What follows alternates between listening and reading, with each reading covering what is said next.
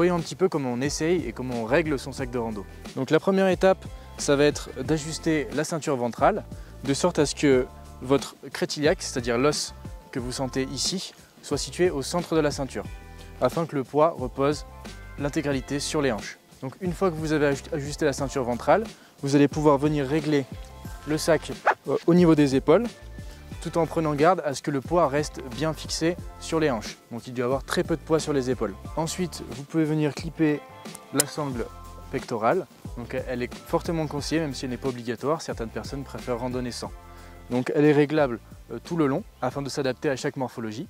Enfin, en dernière étape, il faut venir ajuster les sangles de rappel de charge qui se trouvent sur le dessus des épaules de votre sac afin de rapprocher le poids de votre colonne.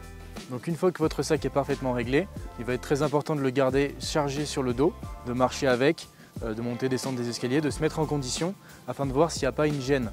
Donc s'il y a une gêne qui est ressentie, il faut savoir que les sacs sont tous entièrement réglables, donc c'est généralement ajustable très facilement. En revanche, si la gêne ne part pas, il faudra penser à essayer notre modèle.